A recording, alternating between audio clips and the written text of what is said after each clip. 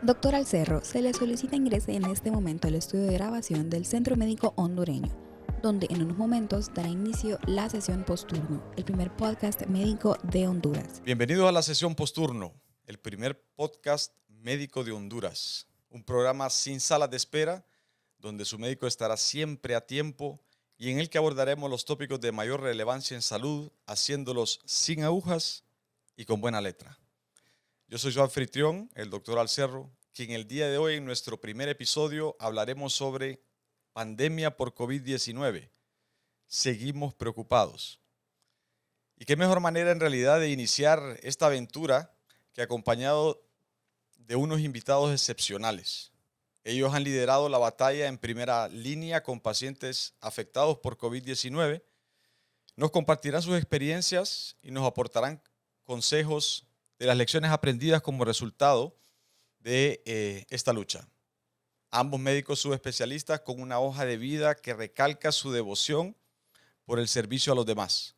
Actualmente desempeñándose como staff del Hospital Centro Médico Hondureño, con una amplia experiencia en servicios de salud, han aportado en su campo innumerables contribuciones científicas, compartiendo sus conocimientos como maestros a las generaciones en formación y que han sido también referencia para los gobiernos en los aspectos de salud.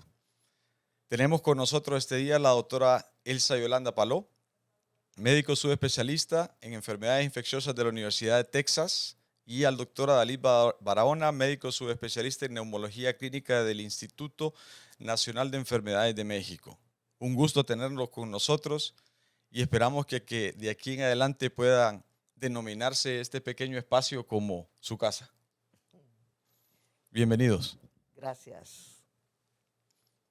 Bien, si para entrar más de una vez en detalle y para entrar en cuanto a los aspectos, con esto del COVID siempre salen muchas preguntas que muchas veces la gente se va a encontrar y se va a decir, bueno, ¿qué es lo que sigue? ¿Qué es lo que hago? Yo diría una de ellas importante es, debemos de seguir todavía considerando esas medidas drásticas que iniciamos al principio cuando apareció la pandemia, de que era fumigábamos las bolsas del súper, de que llegábamos a la casa y había que quitarse la ropa e irse a bañar inmediatamente. ¿Estamos todavía ahí o esto realmente ha cambiado un poco? Bueno, pues creo que en primer lugar agradecer la invitación. Es un placer estar aquí con ustedes. Y creo que ya esas medidas drásticas no es necesario tomarlas. Ha habido evidencia científica suficiente que nos dicen que el uso de mascarilla, el distanciamiento, el lavado de manos pueden ser suficientes, sobre todo en esta época de la pandemia, donde tenemos millones de personas infectados naturalmente y billones con B de personas con dosis de vacunas, que todo eso nos ayuda a tener mayor defensa en contra del virus y entonces ya no es necesario que fumiguemos las bolsas del súper, que limpiemos las cosas del supermercado con toallitas de cloro, que nos quitemos los zapatos, la ropa y nos bañemos inmediatamente. Creo que esto ya podemos tratar de irlo dejando y sobre todo enfatizar vacunarse, Claro. el uso de la mascarilla, sobre todo en lugares públicos y ahora con las nuevas variantes, el distanciamiento y el lavado de manos. Estupendo. Doctor, particularmente ahorita que mencionaba ella como una de las medidas importantes que es lo de la vacunación, en definitiva, ¿dónde estamos con el esquema? Porque todavía, bueno, salieron muchos tipos de vacunas, ¿no? O sea, muchas de las compañías farmacéuticas, cada una sacó su vacuna y unas decían, no, mira, solo es una dosis, y otros decían, no, mira, necesitamos, dependiendo de la marca, de alguna manera, alguna variación entre cuántas dosis, cuáles sí, cuáles no. Yo particularmente, de mi experiencia propia, le diría, yo creo que tengo como 3 tipos de diferentes casas, ¿no? En algún momento me puse una, después no, esa ya no había, entonces me puse otra. ¿Dónde estamos con el esquema? ¿Qué es lo que o lo que se acuerda actualmente que es apropiado? Buenas tardes, doctor Alcerro, doctora Palou. Efectivamente, también muchas gracias por la invitación a a esta forma de educar a nuestra población, de transmitirle en forma sencilla cómo protegerse de COVID. El esquema completo, un esquema de vacunación, es aquel que involucra 2 vacunas. A eso se le llama esquema. Y puede ser con vacunas como las que tenemos, Moderna, Pfizer, AstraZeneca.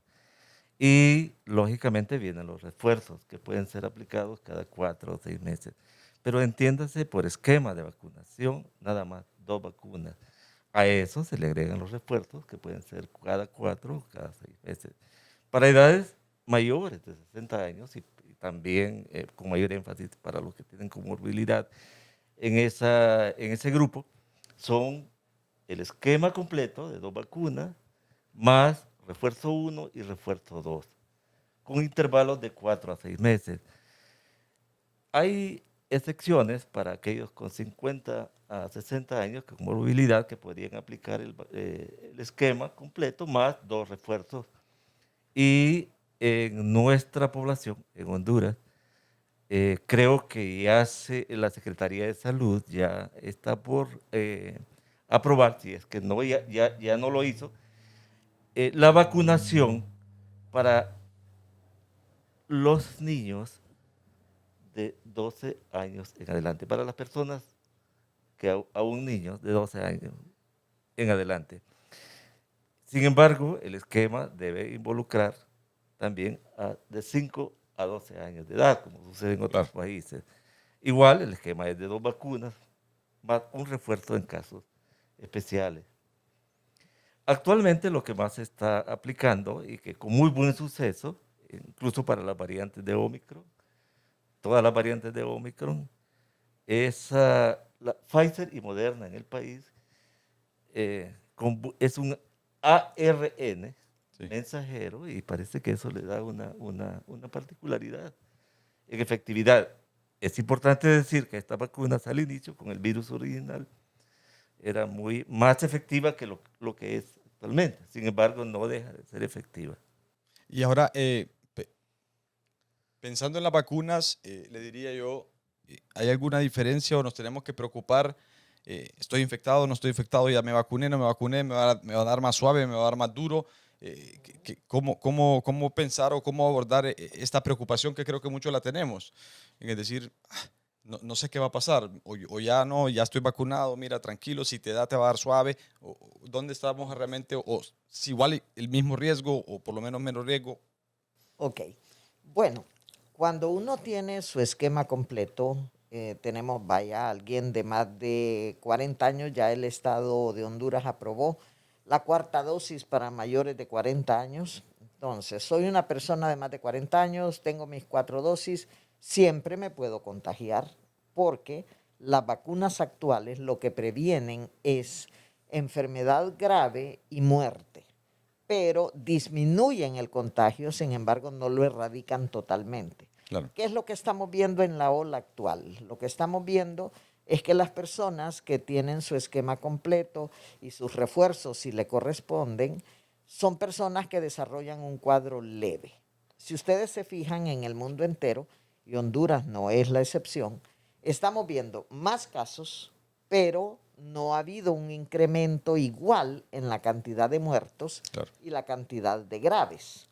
Siempre, si usted infecta millones de personas, habrán algunos que se van a complicar y otros que se van a morir, pero no en la proporción que sucedió en el 2020 o en el 2021. Y eso creemos que es debido a la protección que da la vacunación más las infecciones naturales. Sí. Aquellos que tenemos infección natural, anticuerpos por infección natural y además por vacunas, aparentemente nos va mejor.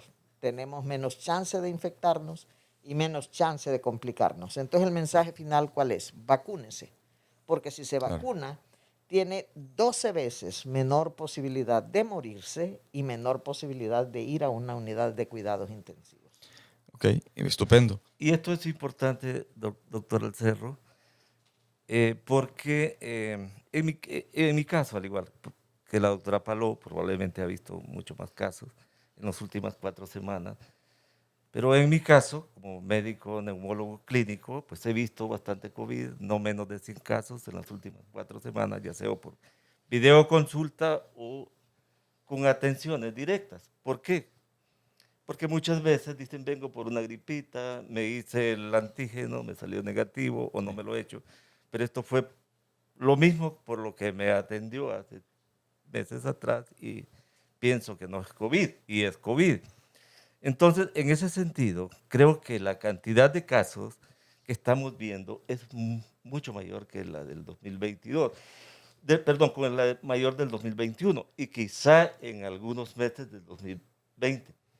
Sin embargo, de todos los casos que yo he visto, dije 100 o quizá más, Sí. ninguno ha ameritado hospitalización, porque la mayoría tiene la vacuna, tiene su esquema, más un refuerzo o 2 refuerzos, incluso personas mayores de 60, 70 años, con comorbilidad como diabetes, hipertensión, etc. Sí. Hay comorbilidades muy graves, como el cáncer, otras inmunodeficiencias, que probablemente son los que se complican y afortunadamente, pues se están cuidando más. Hablaríamos entonces como de variantes mucho más contagiosas, pero menos agresivas, digamos. Exacto. Sí. Omicron tiene varias subvariantes, cada una más contagiosa que la otra, pero aparentemente por la inmunidad que da el tener tanta gente vacunada en el mundo, a nivel mundial hay menos muertos de lo que se esperaba Sí. y menos graves de lo que se esperaba, pero mucho más casos. Claro. Sin embargo, afortunadamente, casos leves a casos moderados. Yo tengo la misma experiencia de Adalid. De los pacientes que he visto en el 2022, ninguno ha meritado hospitalizarse. Ahorita estamos viendo también que con tratamiento ambulatorio temprano, diagnóstico temprano y tratamiento ambulatorio temprano a los pacientes les va bastante bien. Y luego estamos ante una variante que se sigue presentando con síntomas puramente como gripales, digamos. Exacto. Y bueno, ahí a dónde hacer la diferencia o dónde cabría decir, bueno, mira, yo creo que vale la pena hacerme la prueba. O no, fíjate que voy a esperar o Yo me creo tengo que esperar a complicar o indiferentemente de que yo tenga algún tipo de síntoma de respiratorio alto, tengo que acudir a buscar algún tipo de, o hacerme una prueba. Bueno, la variante es Omicron. Es Omicron. Sí. Y eso viene desde noviembre, diciembre del 2021. Y se ha expresado pues con toda su fuerza en Honduras en los últimos 4, 5, 6 meses. Las subvariantes o linajes que diferentes son como ramas, ramificaciones, como hijos, por así decirlo, son Omicron, pero un Omicron más evolucionado, un Omicron mutado, con mayor capacidad de transmisibilidad. Y así probablemente una mascarilla quirúrgica y usted, y si yo tengo la enfermedad, probablemente se la voy a transmitir. Eso es mutación, porque por eso hay más casos. Afortunadamente las vacunas, pues han hecho de que pues la severidad con la que se presente y muerte, pues casi no, Claro. anterior, allá pues al 2020, 2021, y pues no, como dice la doctora Palou, y también yo lo dije, es mucho menor. Entonces, las subvariantes o linajes, pues Omicron pues tiene varias, ¿verdad? Está la B1, la B1, la BA11, la B2, la B3 que casi no se ha presentado en nuestro país y en otros países. Y actualmente, pues la B4, pleca 5, o la BA4, BA5. Sí, ahora se vuelven cree que números romanos sí, y toda sí. una cosa. son las Y son hasta las subvariantes o linajes que probablemente Ajá. están presentes en mayor grado que el resto. Claro. No significa que no puedan haber otras subvariantes de Omicron, pero Omicron como tal, como el virus, Sí. es el que está afectándonos aún más en nuestro país. Y muchas veces preguntarse, ok, llegaste a ese nivel, ¿qué prueba me hago ahora? Porque Ok. eso siempre ha sido una polémica y yo contaba la anécdota hace unos días con el doctor, lo platicábamos y es, estaba mi papá de viaje y decidió que tenía unos síntomas, voy a hacerme la prueba, necesito regresar. Fue a hacerse antígeno, salió positivo. No sabíamos en realidad si era real o no era real. Entonces le digo, mira, y pasaron 2 semanas y seguía con el antígeno positivo, y seguía con el antígeno.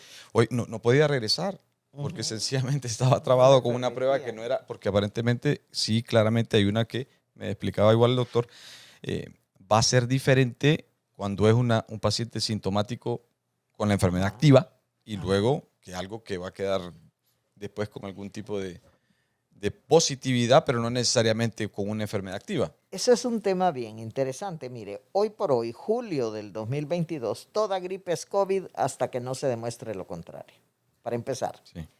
Luego, yo estoy agripado. ¿Qué prueba me hago? Si está agripado, si tiene síntomas, hágase un antígeno. Probablemente es suficiente para que salga positivo.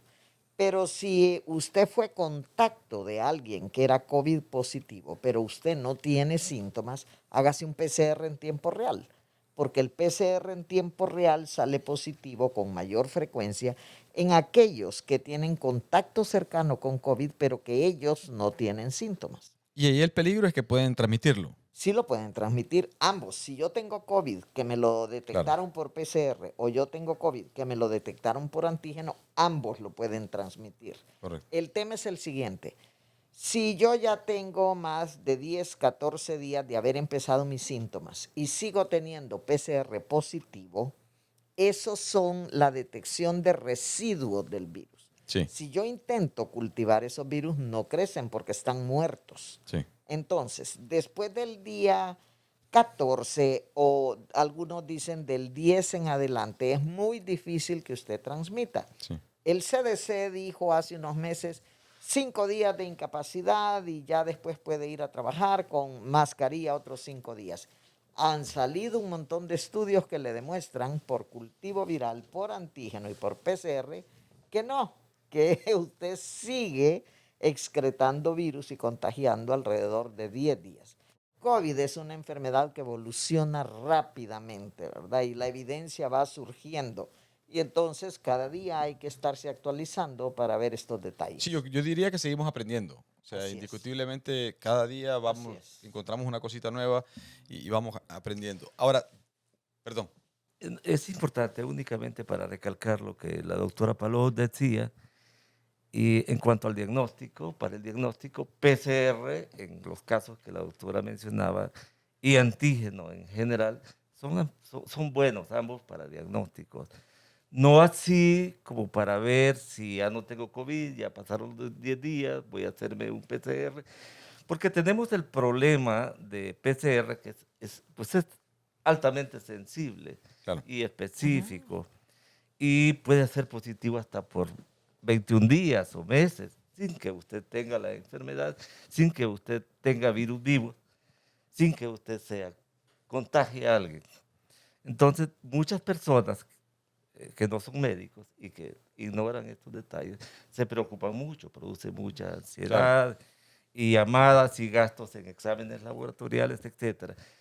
Pensamos de que la prueba para verificar si ya no tiene el virus, después del sigo pensando igual que la doctora Palou, de que no bastan 5 días, sino que hay que completar al menos 10 días de aislamiento y de exposición a otras personas para poder decir, ya no soy contagioso.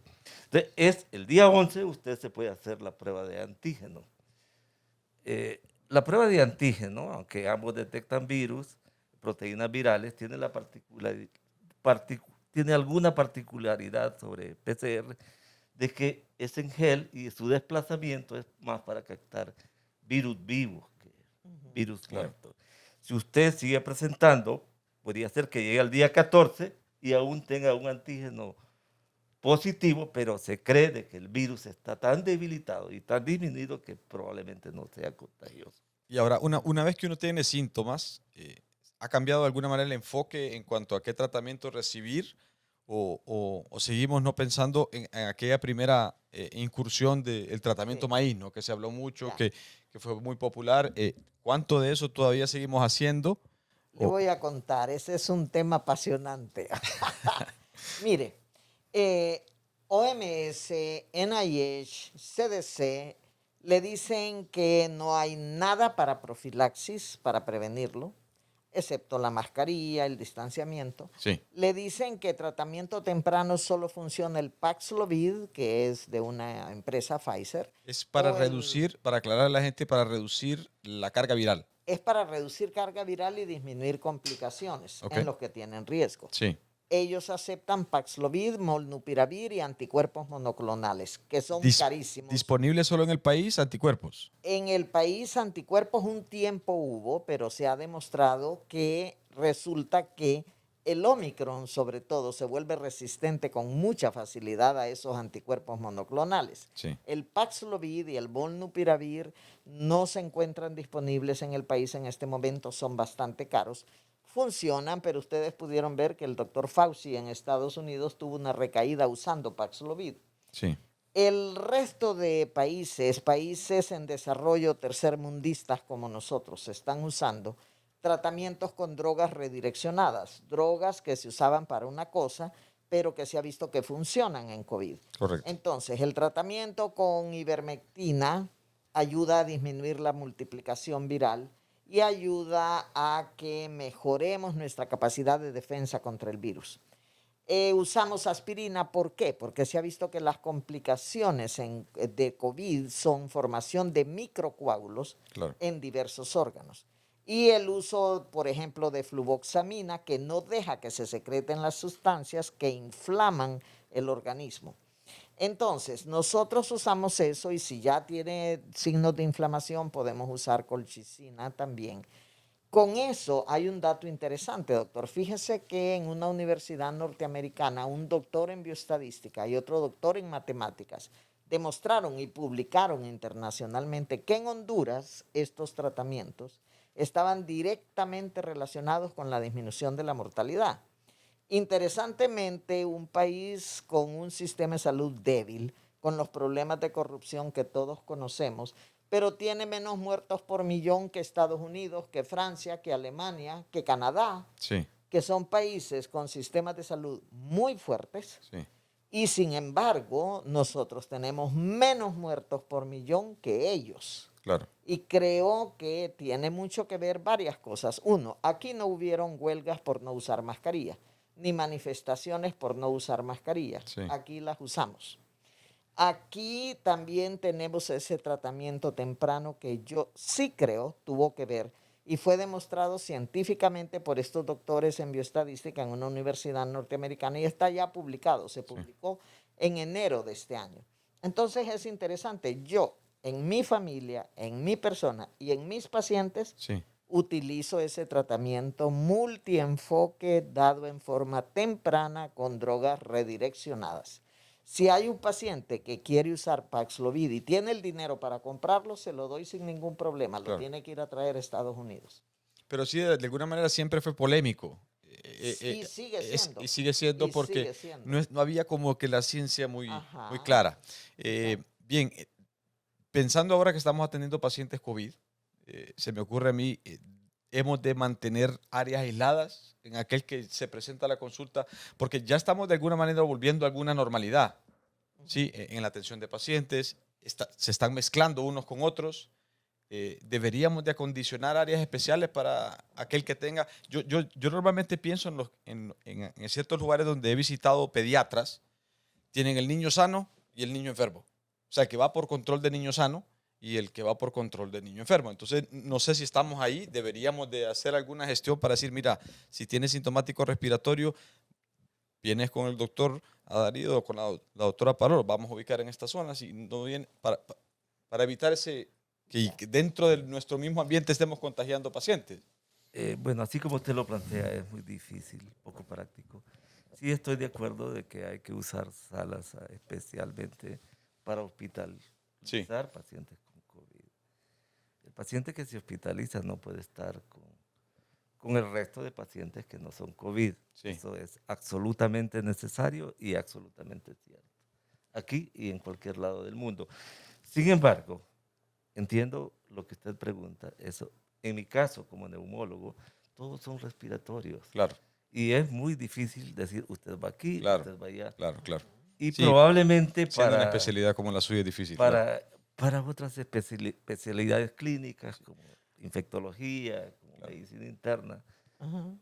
Porque etcétera. hay otro montón de Pero, padecimientos que se van a aparecer y no pero solamente. ojo, yo le diría que hay algunas cosas que se pueden hacer.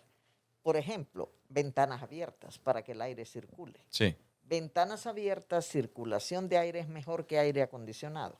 ok, Extractores de aire en las áreas de espera, sí. en las clínicas, eso también podría ayudar. Son cosas que se pueden hacer, pero es difícil que en especialidades como la de Adalid o la mía podamos separar nuestros pacientes. Los míos todos llegan con fiebre, Claro. ¿verdad? O todos llegan con Pudiera ser todos infecciones. sugestivos, entonces la verdad es que Sí, lo cambia. ¿verdad? Pero Sí. sí podríamos buscar la manera que circule el aire en las áreas de espera. Y una de las cosas es, si no hay ventanas que podamos abrir en los edificios en donde hay clínicas que son hacia arriba, que tienen aire central, etcétera, etcétera, Sí. pues extractores de aire que podrían ayudar a hacer recambios de aire y todo mundo usando la mascarilla, el médico y el paciente que está en espera de ser atendido y también sus familiares. Por otro lado, de acuerdo, de hecho en mi clínica yo tengo un extractor de aire, Igual. sigo con otras medidas. La parte epidemiológica es muy importante. He entrenado a mi secretaria que me identifique el que viene con cuadros gripales y que si y ella de paso puede preguntar, ¿hay alguien con COVID en su familia? Sí.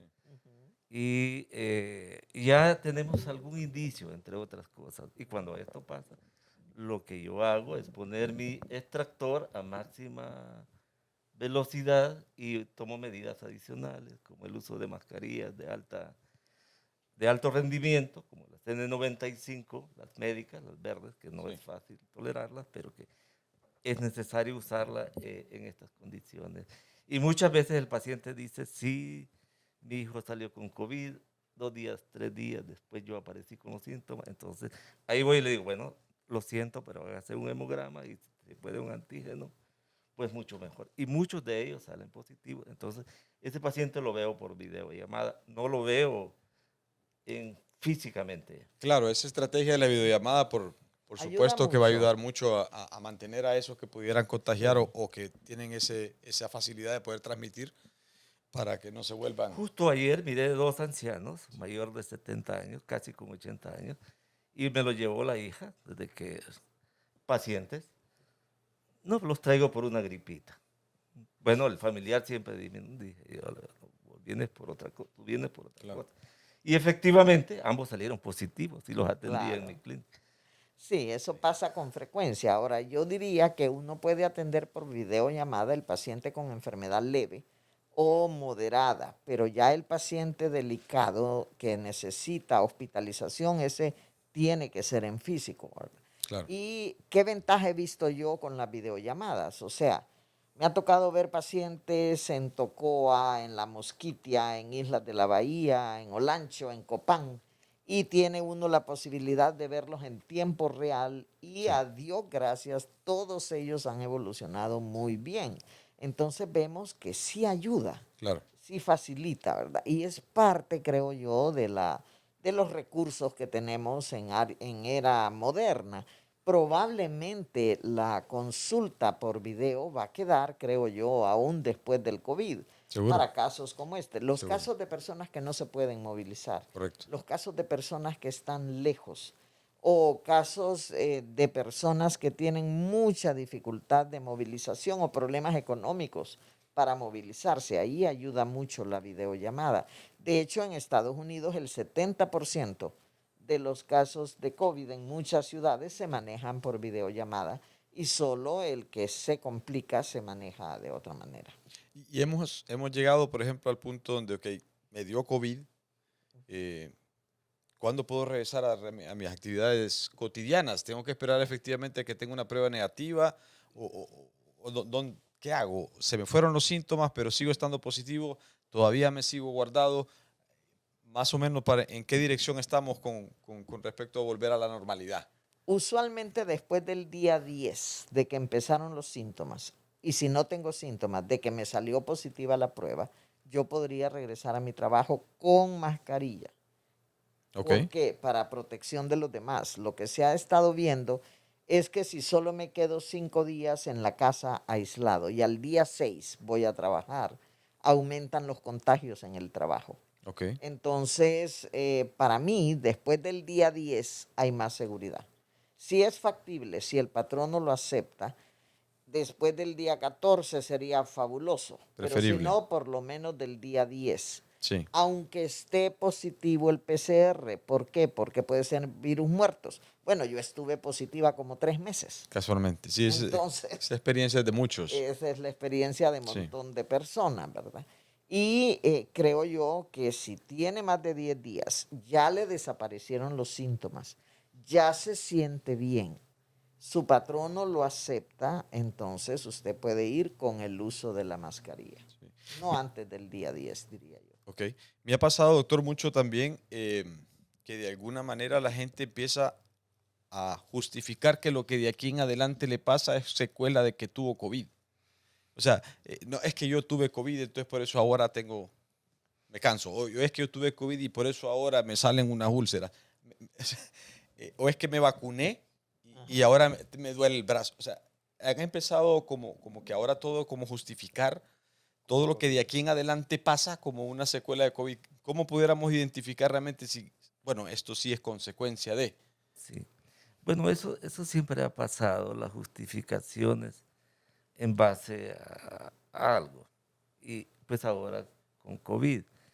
Sin embargo, eso tiene que ser en base a criterio médico. Pero una persona que no se complicó, que no tuvo neumonitis por COVID, que sus síntomas duraron 5 días, Sí, 4 o 6 días, 2 días con fiebre, y que después mejoró, al séptimo, sexto día se sentía bien, es muy difícil que quede con secuelas. Sí se ha identificado últimamente de que hay un efecto post-COVID relativamente corto, ujú, que el paciente está con mareos, un poco de debilidad, astenia.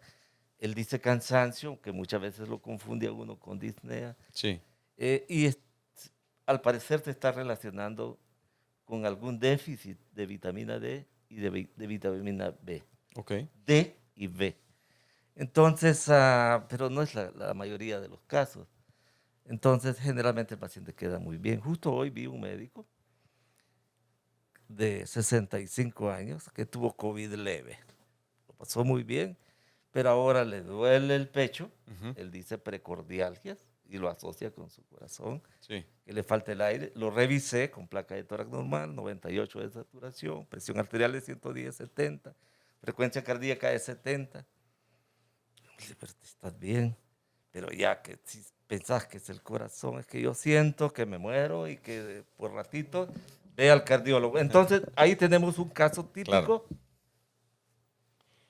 no real. claro.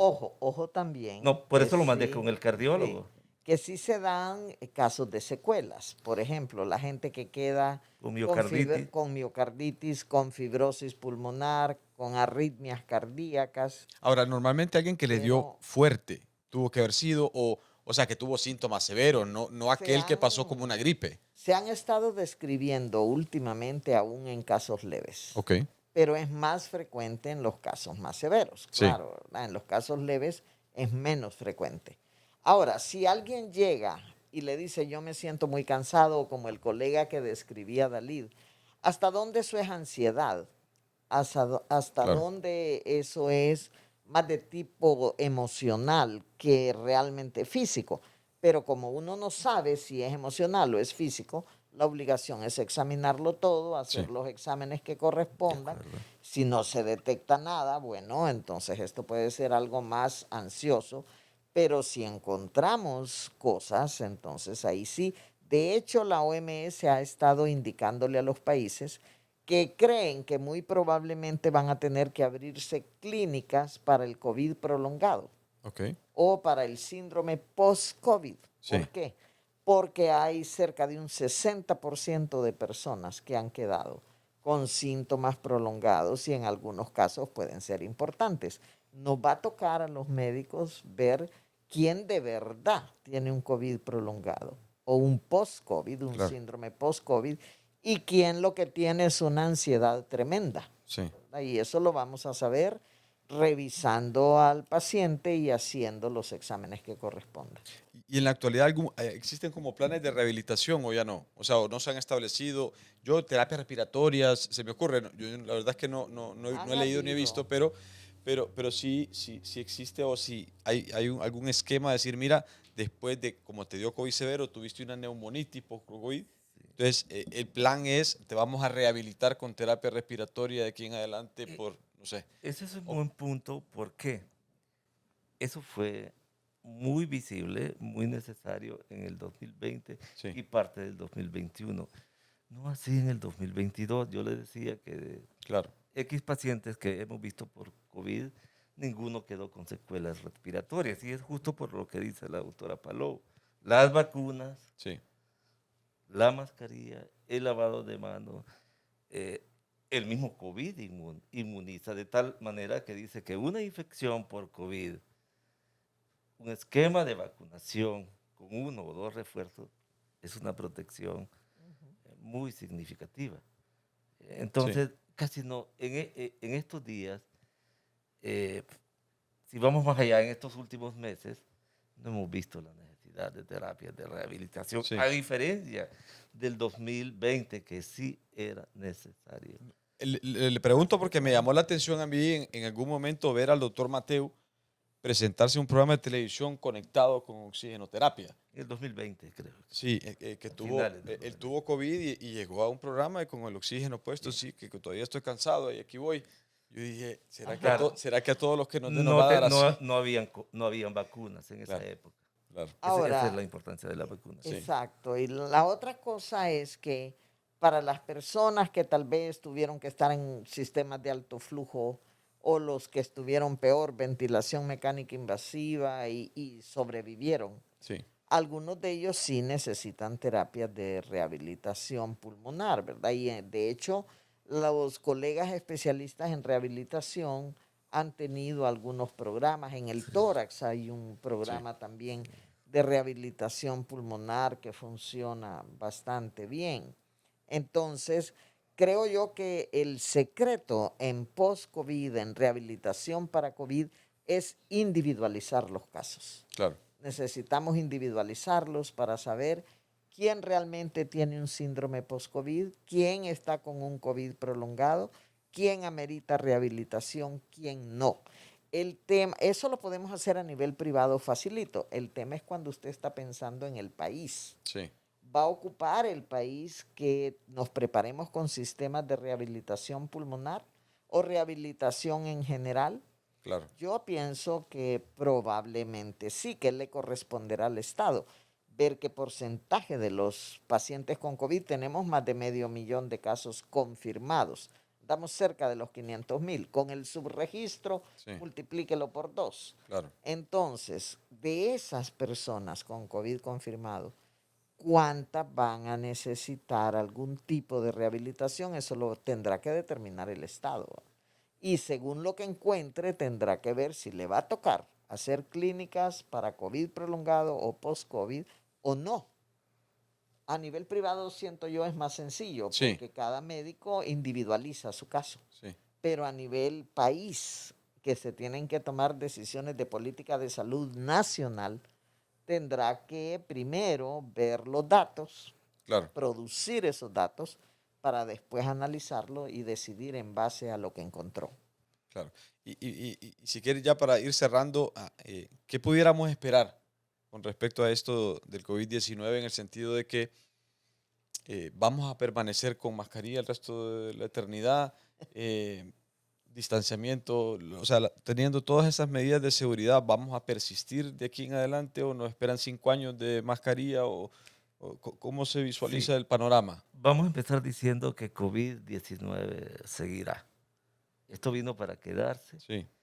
Probablemente entenderemos mejor a la enfermedad en los días que vienen. De hecho, ya se está trabajando. Se están reconfigurando vacunas. No se puede estar vacunando cada 4, cada 6 meses. No es posible. Sí. El sistema inmuno se agota.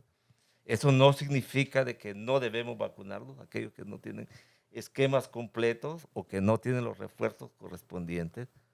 Ojo con eso para la población en general. Hay que vacunarse. Y vendrán nuevas vacunas con un mayor alcance, con mayor inmunización a más largo tiempo, por más largo tiempo. Probablemente cuando esto pase estaremos mejor preparados y quizá la mascarilla, no ahora, será en el futuro, habrá que prescindir de ella. Hay que seguir con la vida, hay que trabajar, Claro. hay que cuidarse, hay que seguir los parámetros o los consejos que el CDC, OMS, y en nuestro caso, pues la Secretaría de Salud, ¿verdad? que está anuente a escuchar esas recomendaciones de estos organismos de salud internacional. Entonces, pero siento que COVID viene para quedarse, mejoraremos nuestros refuerzos, nuestras defensas, habrá mejores vacunas, ¿verdad? Se prescindirá en algún momento de la mascarilla, no ahora, Sí. y pues tenemos que, como decía la doctora Palou, salud tiene que tomar medidas, clínicas especiales para el paciente con COVID, etcétera, etcétera. Bueno, yo creo que por lo menos todo el 2022 y probablemente parte, si no todo el 2023, tendremos que seguir con mascarilla. Dependerá de cuántas variantes más nos hace el virus. Sí. Y yo estoy de acuerdo con Adalid, están produciéndose nuevas vacunas más efectivas contra las variantes y subvariantes y que va a ser como los demás coronavirus. Fíjese que nosotros hemos tenido infecciones por coronavirus descritas desde 1930. Sí. Entonces, hemos vivido con un montón de coronavirus. Este va a ser uno más. Probablemente nos tengamos que vacunar periódicamente igual que con la influenza. ¿Verdad? Claro, Que claro. tenemos que Va a ser vacunarnos como cada año. otra gripe más. Probablemente, ¿verdad? Sí. Pero, ¿cuándo va a pasar eso? ¿Al final del 22? ¿En el 23? No se sabe exactamente. Sí. Yo pienso que por el comportamiento del virus, ahorita se están vacunando hasta los antivacunas cuando se infectan. Porque cuando se infectan, producen anticuerpos contra el virus en forma natural. Sí. Estas personas que se están infectando ahorita, más los que se vacunan, ya hacen alrededor del 70-75% de la población mundial. Sí. Entonces, probablemente entre las infecciones naturales y las vacunas nos estamos acercando a la inmunidad de rebaño. Sí. El 2022, creo yo, puede ser el año del principio del fin de la pandemia. Sí. Pero todavía no podemos decir que es el fin de la pandemia. A mí nadie me quita esta mascarilla mientras venga a trabajar. Ni si voy al supermercado, Claro. ni si me voy a subir a un avión. Miren, Sí. muchos de los pacientes que estoy viendo ahorita vienen llegando de viajes. Como un montón de países quitaron la mascarilla Sí. ya. Mucha gente se contagia en los aviones, en los aeropuertos. Y esa decisión de esos países que tienen un poquito más de libertad, decirle, mira, ya pasó ya. Ajá. Sencillamente porque ellos han calculado que tienen una inmunización suficientemente amplia para que el que se contagie pues va a ser un porcentaje muy bajo y entonces ya liberemos un poco las restricciones o ¿en qué se basan esas políticas, digamos? Yo creo que en parte es lo que usted dijo y en parte es la cuestión económica. Acordémonos Claro. que son potencias económicas que ahorita con todo lo que está sucediendo internacionalmente, la situación económica mundial, se espera una recesión importante en los próximos meses. Entonces, como decía Dalí, ni modo, pues la vida tiene que continuar, que van a caer unos en el camino, pues aparentemente lo que tenemos que hacer es cuidarnos para no ser nosotros los que vamos a caer en el camino. Y por otro lado, los movimientos antivacunas y antimascarillas son más fuertes en esos países. Claro. Y sin embargo, usted mira, ¿cuál fue el país con más casos en el mundo? Estados Unidos. ¿Quién le seguía? Inglaterra, Francia, Alemania. ¿Qué ha pasado con África? Por ejemplo, mire el mapa de África. Y va a haber muchísimo menos casos que en Europa. Cualquiera me puede decir eso es subregistro. Sí, es probable, pero en los países que tenemos menos libertad económica, menos libertad política, aparentemente nos adaptamos más a las mascarillas, al distanciamiento y a obedecer las regulaciones de salud. Para mí un ejemplo son los países asiáticos. Mire usted cómo Taiwán controló la pandemia, mire cómo China, cómo Hong Kong. ¿Por qué? Porque ahí usted dijo mascarilla y de hecho los asiáticos la Desde usan antes, creo, sí, sí, correcto. desde antes, ¿verdad? Y ellos, compare usted cómo controló China, cómo controló Taiwán, cómo Sí. controló Vietnam y cómo controló Francia, cómo controló Alemania, cómo Claro. controló Inglaterra y Estados Unidos. Nada que ver. Nada que ver. Mucho tiene que ver con la disciplina Sí. para las medidas de bioseguridad. Bueno, yo agradecerles en realidad este tiempo. Nos hemos llevado muchas ilustraciones y muchas novedades y actualidades en cuanto a dónde estamos con respecto al COVID-19, pero ya se nos ha ido consumiendo el tiempo y pudiéramos estar aquí probablemente 1 o 2 horas más tratando de Hablar de COVID. hablar de COVID, que es un tema tan amplio. Como les decía al inicio, espero que no sea la primera ni la última visita que nos hagan aquí a este estudio y las puertas están siempre abiertas y a los dos muchísimas gracias por compartir con nosotros. A la orden. A la orden, muchas gracias por tomarnos en cuenta, por su invitación, por esta conversación ilustrativa y pues siempre cuando usted considere necesario, por parte de mi persona, pues bienvenido.